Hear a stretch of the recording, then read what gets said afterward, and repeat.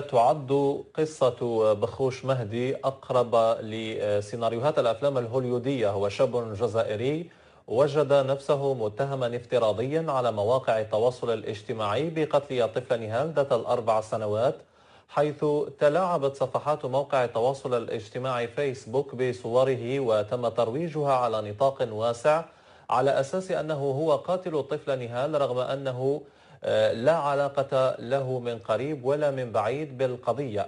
الشاب من عين مليلة اتصل بقناة النهار يروي مأساته بعد أن تحولت حياته إلى جحيم. التصريح رصده عمر عامري. واش راه نقول لك اخويا، قال لك اخي مسلم مسامح كريم، واش ماذا به يقدمني نفسه ولا دار الشيء هذا برك وخليه. نورمالمون مكتوبه مفرزة الدرك الوطني، ما كاتب اسمه رضا حداد، ربي يرحمها ونتمنوا الوالدين عظم الله اجرهم ويعطيهم ربي الصبر. هذا ما كان، ونتمنوا يلقاو الناس هذو اللي قتلوها ويطبقوا قانون الاعدام. جنازة المرحومة نهال التي اغتالتها أيادي الغدر. نقلنا لكم الأجواء في وصيف ونقلناها لكم أيضا في مدينة وهران في الموكب الجنائزي. يحضر معي والد الطفلة وتحضر معي أمها وأختها الصغيرة سيرين. إذا نهال، الشعار اليوم نهال، رحلت نهال عن الوجود فبكت الجزائر. الشعب الجزائري كله هب ودب ووقف وقفة تضامنية كبيرة، وكله ندد وأدان ما حدث لنهال من قضايا وندد بقضايا الاختطاف والأفعال الشنيعة التي تطال الشعب الجزائري. التحقيقات لا تزال متواصلة من أجل التعرف على هوية الجاني، وأيضا الشعب خرج في مسيرات وطالب بإجراءات ردعية وطالب أيضا بالقصاص بالإعدام. كله كان ينادي ويهتف القصاص القصاص.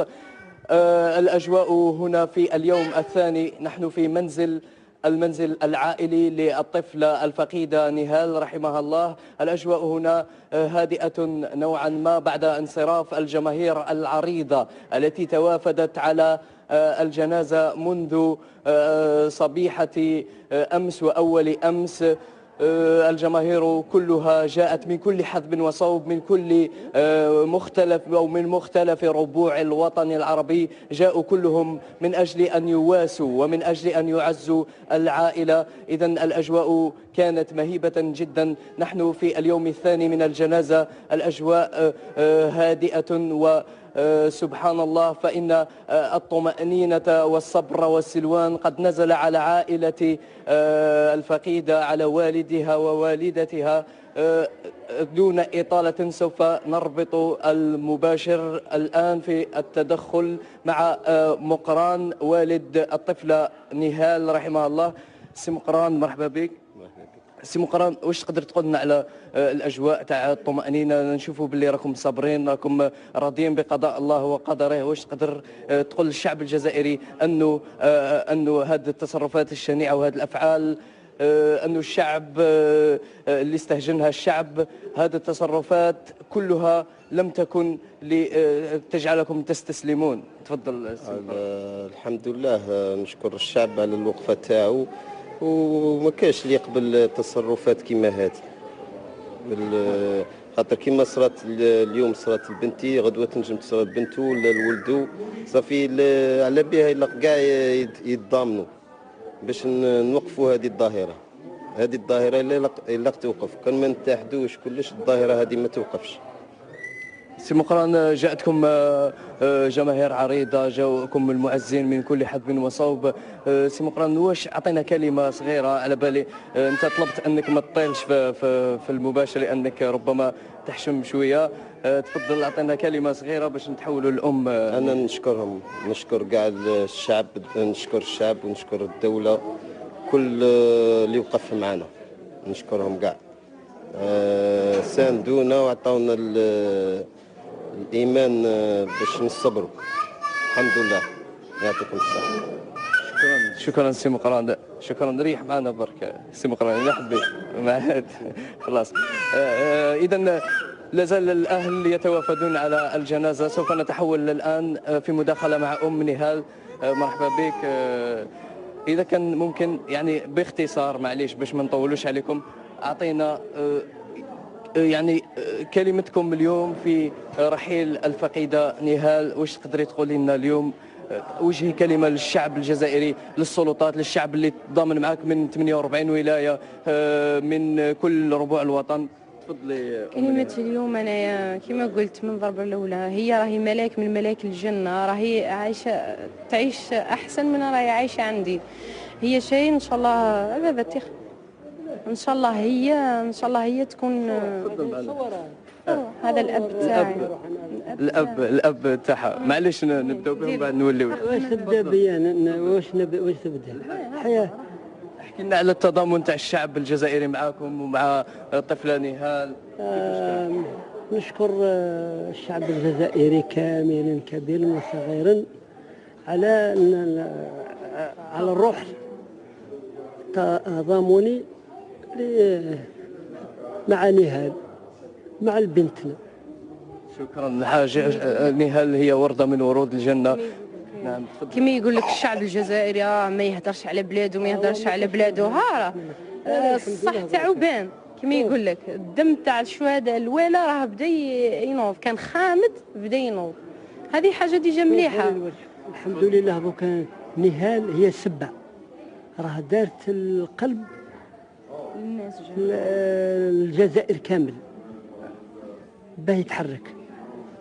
اي دروك ماشي يشوف حاجه يقول لك تخطي راسي، دوكا راهي لحقت راسو. فهمت؟ دروك اي واحد اللي عنده اولاد صغار هكذا راه مخلوع، يقول لك غدوه تجيني ثاني انايا ثاني. الحمد لله دروك راه الشعب ولا اوني. الحمد لله. هي السبه هي السبه ربانيه. السبه هي نهال مي ربانيه. ان شاء الله يتوحد كاع الشعب ان شاء الله. وخطره اخرى اي انسان يشوف حاجه كيما هكذاك يديكلاريها.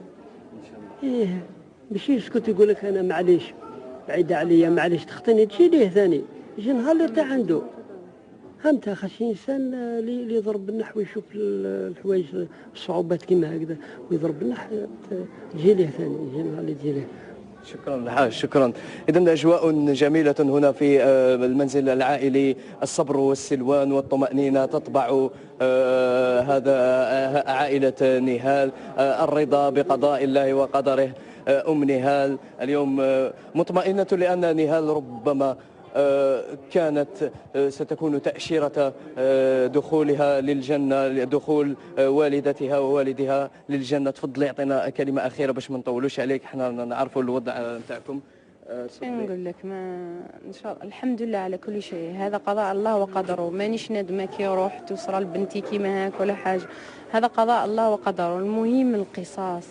انا الحاجه المليحه باه تخمد دنايا اللي المغصه اللي في قلبي وتخمد كاع يتين على الجزائريين القصاص عليا وعلى اللي فاتوا. نعم. إذا أم نهال أيضا تطالب بالقصاص مثل كافة الجزائريين الذين وقفوا. موجودة من 62 ليومنا هذا. المشكل وين جاي؟ الإشكال جاي في التنفيذ تاع عقوبة الإعدام. إنها الجزائر جمدت أو وقفت تنفيذ عقوبة الإعدام من سنة 1993 ليومنا هذا، عندها 23 سنة ما نفذتش الجزائر عقوبة الإعدام اللي ينطقوا بها تقريبا نقول يوميا المحاكم الجزائرية. هذا على أسباب هذا على أسباب أنها كان آنذاك في 93 ظهر للسلطات المعنية بالأمر أنها ضرورة توقيف تطبيق عقوبة الإعدام. اليوم من الصعب باش ترجع عليها، من الصعب انها الجزائر كي تفوت وتمضي وتعطي الكلمه انزعها، من الصعب باش ترجع لها، ولكن حاجه ممكنه. انها حاجه ممكنه. اولا تقدر ترجع مؤقتا على اتفاقيه جمدها. الظاهره هذه تاع اختطاف وقتل الاطفال فقط، هذا ما كان انها تقدر تلخصها الا هذه الحاله هذه فقط، الا هذه الجريمه هذه، وتبقى في نفس الوقت مجمدتها في جرائم اخرى. هذا راجع للسلطه التقديريه نتاع العداله او للسلطه التشريعيه. هذا يلزم نفهموها مليح، انها هذا ما اختصاص السلطه التنفيذيه فريده وحدها.